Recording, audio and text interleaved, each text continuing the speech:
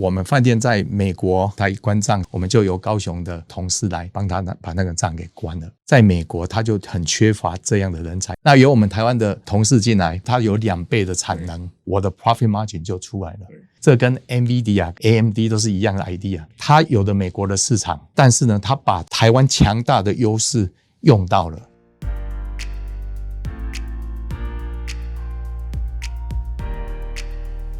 各位财讯的观众朋友，大家好，我是谢金河，欢迎再度收看老谢开讲。这个礼拜呢，我们特别要介绍郑吉成先生，他是友景集团的总裁暨执行长。他从北美的饭店业，那么现在要回到台湾，我相信等一下他会来跟大家详细说明。而在这个关键时刻，最近我们看到台湾的整个旅宿业呢，防疫新生活的时候曾经大起风潮，因为国人被困在台湾消费，解封之后呢，大家趋之若鹜，都到海外去旅游。我看我的朋友啊，一年大概去日本有些去10几趟的啊。最近我们也看到像垦丁很多的店家都在歇业哦，甚至旅馆业呢，现在入住的人数啊都不多。如何来拯救台湾的饭店旅游业？那我想今天呢，刚好有这个机会呢，我们来请教我们郑董事长，以在美国经营的经验呢，来看看到底这帖药我们应该怎么吃。同时啊，也来看看友景集团未来在台湾它如何生根，如何把这个触角延伸到全台湾。好，郑董好。董事长好。好，非常欢迎啊！你现在从北美班师回朝哦。我们先来看一下，你如果从饭店经营的业者的角度来讲，像台湾这几年我们曾经很好过啊。为什么？像花东哦，那个时候饭店趋之都订房率都到将近100%哦。那现在呢，大家国外旅游啊，但是国内旅游相对呢人就减少很多。垦丁最近啊，报道上哦，看到很多人因为来客数减少，那饭店业住房率也低了哦，所以大家哀嚎不已。这样的一个情况，你这么有经验，来看看台湾在这个回合当中，当国人兴起海外旅游的时候呢，我们国内旅游、国内的饭店业到底如何来规避这样一个高潮、低潮、落差很大的这样的撞击？我们若把台湾的这个真正观光旅游跟全世界很多个选择上，它并不是一个很有 competitive 的一个 market。除了我们国内国人旅游之外，对，我们台湾的强项应该是说我们的生产制造业跟我们的很多的未来，我希望台湾能够把总部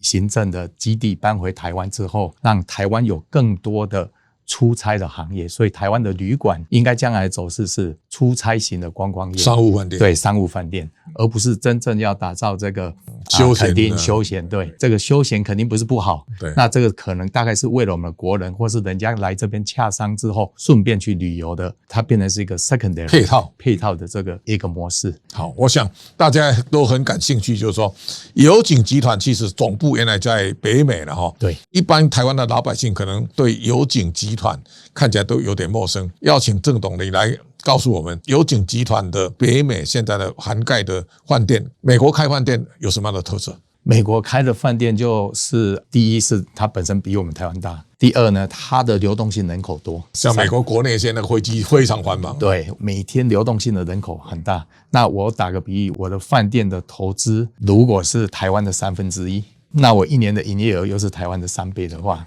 那我就是9倍了。但是台湾有一点，因为它的房地产会增值。对，讲到房地产会增值，也是因为台湾这个国家它很会赚钱，我们的生产制造业的董事长们我们的高科技很会到国外去赚很多这个外汇回来，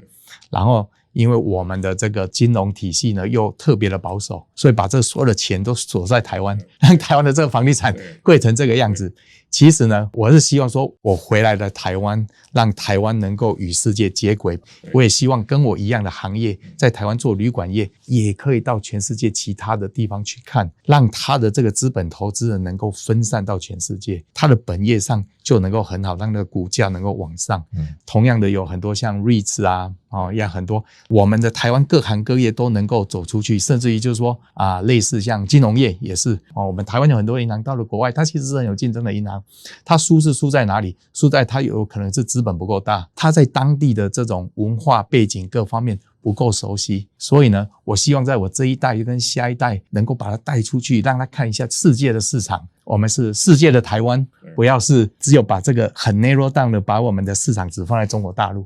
好，那如果以这个来比较的话，像美国最高档的，我们知道类似像华尔道夫那个很高档哦。那一般来讲，像我上回到矽谷，我看矽谷周边的饭店，他们大概就3、4星级，也没有到特别厉害哈。那这个就是说，最高档的星级饭店或一般的这种3、4星的地区型的饭店，哪一种形态可能在美国会比较好经营？我觉得应该是3、4星级的，而且以出差为主的，因为我一个晚上也可以收到$300，你住了一晚，吃了个早餐就离开了。对，因为他的头脑是想说，我如何来美国要签下这一单，所以他来讲，他只要一个 comfort 就好了。对啊，所以好睡觉，然后早餐丰盛一点，对，然后就好。因为他可能来很晚啊，一早就离开。对，这个可能是我们未来在北美的诉求。所以我未来北美就是说，在高速公路旁，现在目前没有连锁的饭店，我们把它收购之后，然后修改。然后再加上我们台湾的这个 IW Connect， 所以我只要从台湾派5个人进驻，他就可以把它关起来。现在你总共在北美有多少饭店？我们叫12个饭店，12个。那我们的经营里面，我们分成就是前台对外的客人，然后我们还有后台。其实饭店有很多很多的后台，包括财务，包括资讯。好比说，我把我的所有12家饭店的后台，所有的会计，我们现在都透过了我们的这 IW Connect， 就是我们自己研发出来的一个管理旅馆的平台，让我们的后台人员能够相对的减少。用我们的饭店来讲，就是说我们饭店在美国他关账12点关账，我们就由高雄的这个同事来帮他把那个账给关了。这一点呢，在美国他就很缺乏这样的人才，因为美国人的通常的数学不是很好。那我要精准的把它关好的这个人员，我大概我的成本可能大概要7万块钱到8万块钱美金一年年薪。所以呢，我打个比喻，我的营业额大概有1亿多美金，4% 就有400万的错误率了。那这400万就有1亿多了，我就拿这个错误率的1亿多回来台湾，对，就可以把这个总部给建立起来。那由我们台湾的同事进来，一个人可以至少看2家饭店的账，几乎就是零错误。跟美国的这个4% 对比的话，这个差异性就很大。那我们台湾的人才，台湾的薪水大概是美国的1/3，但是它有2倍的产能。那对我来讲就是6:1了。对，那也就是说，我在美国这个市场的竞争力就不一样了，我的 profit margin 就出来了。那因此我在美国这个市场竞争起来，我就可以持续的扩充，因为我有台湾的这个基地。这跟 NVIDIA 跟 AMD 都是一样的 idea。他有的美国的市场，但是呢，他把台湾强大的优势用到了。好，这一次回台湾，你们选择高雄嘛？哈，你对高雄有什么样的看法？因为我就原本是从那边来的人，所以呢，我觉得就是说，在高雄呢，好处就是说，让我们的很好优秀的人才，高雄的人才能够第一回家，第二呢，高雄的房子也便宜，所以他们也可以安居乐业。因为我们有很多的同事呢，先生在台北上班，那 weekend 才回家。我们在美国是薪水是台湾的3倍，所以回到高雄的话，我可以提供比较优渥的薪水。对他而言，他就愿意从台北搬回高雄，然后定居在高雄，也好好的在那边安居乐业。这就是一个稳定。对，接着是一个传承。那公司的员工如果稳定，那我在全世界打仗的时候，我就不怕了。我的 expansion， 买饭店不是问题，买的饭店谁来管，这才是最大问题。买的饭店我们如何去获利，竞争力在哪里？我的竞争力就是我的后台放在台湾，成本的节省加上这个效率，我在美国的这个市场上的竞争力我就比别人强。好，我们到高雄的时候，一开始呢就30-40年来，从华园饭店开始，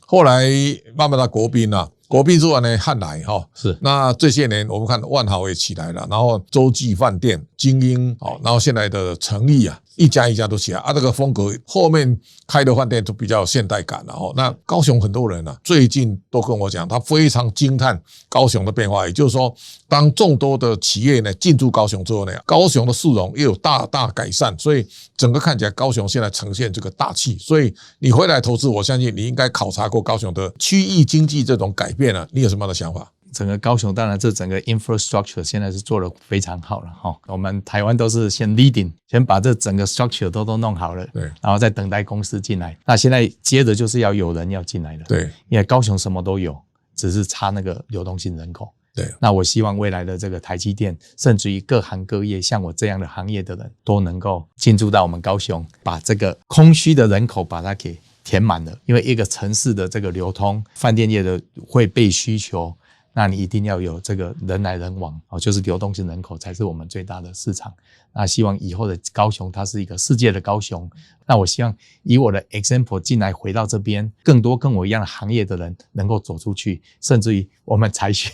也能够走出去，让财讯成为世界所有华人都读的一个 paper。 这个媒体啊，相对挑战是大的，它有文字的限制了哈。那郑董刚刚提到了，台湾其实有很多城市在改变，比方说新竹有一个烘艺喜来登哈，是，那我就感觉它这几年的改变是大的，因为如果你10几年那个时候，其实台商外流都跑到外面去了啊，来台湾的外商也不多了哈，所以我早上吃早餐的时候呢，大概都本国人。这2、3年我就发现左右邻居啊都老外了。这个代表什么意思？洽公的商务客大幅成长，所以友景集团看起来是你会界定在商务饭店嘛，是，所以你们现在从高雄出发，现在的布局到底目前的情况怎么样？如果是以台湾的布局，目前我们还在观望，因为台湾就是它的这个土地跟房子的成本太高，然后呢，旅馆的房价太低，大概5、6千块就可以住到喜来登了。对，所以你在美国300-300块美金。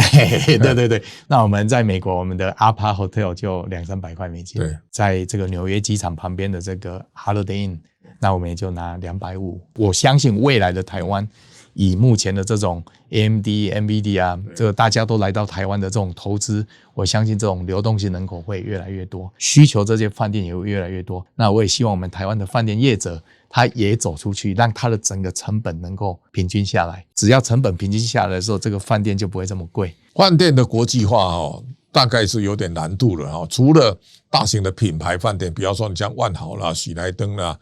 这个洲际啦、Ritz-Carlton 啦这种，它有国际品牌。未来看起来商务饭店应该会在定位当中会比较稀有，也就是说，刚才你讲的很对，就是说台湾其实外国人士来洽公，商务客比重是高的，接洽当中所衍生的旅游的需求可能是一个比较附属的。如果纯粹从休闲饭店的角度来讲，可能是国人在休闲度假的时候去用它，但是外国客户可能就不会那么多所以你将来的友景在台湾的策略是怎么样一个形态的经营？那在台湾我们可能也就是走商务型的饭店，但是也是有品牌的啦，比如说希尔顿，它里面有各式各样的品牌，不一定就是像万豪的这种 full service，大概就是一个比较简单，类似像 DoubleTree或是最近希尔顿它新出来的一个叫 Sparks， 它那个品牌也是一个很简单，但是它也是一个希尔顿的品牌。全世界的人如果只要是希尔顿的这个member， 它也是可以精华叫杰斯里，精华叫杰斯里品牌嘛，是。台湾已经有很多美国的品牌进来了，那就是说我也希望你像杰斯里，它也可以走出去到全世界去，像希尔顿走进来一样。这个董现在非常引以为豪，就是后勤的整合了就你现在你开发一套这个 Infinity W Connect 看起来在后台的运作这个是你非常夸耀的一项。这个运作你来详细跟大家介绍一下好不好？Infinity W Connect 是我们在疫情的时候瞬间让我们成就的一个平台。除了自动结账之外，它还监督了柜台的人员，客人直接的反应，柜台满意不满意对旅馆哪里满意不满意的这些 data 的融合，然后再加上我们每一个员工每天的成本，所以呢，我们的 IW Connect 能够让每一家饭店，不管你在世界的哪一个角落，不管你是在台北、在高雄、在南非，或是在美国，或是在巴黎、伦敦，我可以很精准的让你知道你今天的成本是多少，知道你今天的收入是多少。投资房地产的人就说 OK， 我今天要去巴黎买一个3星的饭店，你可以帮我管吗？我们可以帮你管，因为我们可以 provide 你就把你的营业额减掉你今天精准的这个 cost， 那你把它加30天，到了月底你就知道我银行应该有多少钱。你当一个投资者的老板，你拥有土地房子，所以我们把这件事情都精准化，而且把所有的人员都精简下来。那这一套系统只能在台湾才能够运作起来，因为台湾有科技人才 IT 人才，有很好的这种财务人才，还有很精准的这种工作文化，这个是在世界上很少有的。那透过 IW Connect 呢，节省了很多在数据上面的比对，再加上未来我们的第3代会再加上所谓的 AI 管理，这整件事情我如果没有回到台湾的话是很难完成，所以我必得要把我这个总部搬回来台湾。现在全世界饭店的经营者大概都有一个面对的困难，比方说你现在到日本，日本现在很缺工了，对，所以你到饭店有很多是自助性的服务哈。这种精简呢，我想你要谈一下，就是说你像在美国现在工资本来就很贵，对这种工资很贵现在全球大概都缺工的情况之下，你们如何面对这样的一个营运上的撞击？所以我们就是刚才我讲在 IW 的 Connect 这个平台，我们也提供了手机就直接可以 check in， 拿了这个手机你其实也不用柜台，你就可以直接走到房间。我们已经跟希尔顿的品牌、跟这个洲际饭店的品牌、跟其他们底下这些小品牌已经做对接了。那我们台湾有没有这个技术？有，因为我就是用了台湾的技术去跟人家对接的，只是我们台湾的业者不晓得这件事情。我唯一赢他的就是因为我在美国住了40年，清楚了那个市场，所以呢我把它给对接了。那我希望提供我的经验给我们台湾的业界。所以董事长你说的没有错，我们在柜台就省了人员，客人到了我们旅馆跟我们的直接的沟通，透过他们的手机，他很晚进驻，他让我们知道，他要离开的时候让我们知道，让我们可以精准的去 clean 那个 room， 甚至于他说我今天就不 clean 那个 room， 我只要毛巾然后进来把我的垃圾拿走就好了，这样的话我们就给你 10% discount。 你来出差的人都不需要啊。透过了这种精准的跟客人的 communication， 我们知道客人的需求我们精准服务到了客人，也帮客人省了钱，也帮我们省了这个员工，就是把整个效率做得更好。好，我想最后来谈谈，你现在回到台湾我相信在美国的经验回来看台湾台湾你这些年从海外看台湾，对台湾有什么样的想法？台湾是一个上帝祝福的地方那台湾是一个很重要的一个点，那加上台湾人把自己的价值提升了，当然大家都只看到高科技，其实我看到其他的品质，每一个人工作的这个态度，其实那是台湾最有竞争力的一个点。所以呢，我们要好好的去维护爱护它，让它成为世界的台湾。大家不要一直把这个市场看中国大陆的13亿，因为全世界有80亿人口。当然，所以慢慢现在大家也可以感受到了，以前很多人都觉得中国市场很大，有14亿的人口最近你就发现了鼎泰丰在华北关的14个店我们印象中鼎泰丰是大排长龙，但是在中国它在关店，这个是一个非常强大的对比所以我想台湾以前大家压不扁的玫瑰我们面对中国的压力，台湾仍然昂首阔步，现在也欢迎郑董回台投资，对，大步向前，好不好？好，谢谢。好，今天我们的访谈到这边告一段落了，感谢郑董从美国回来投资台湾，继续加油，谢谢大家的观赏，下周同一时间请大家继续收看。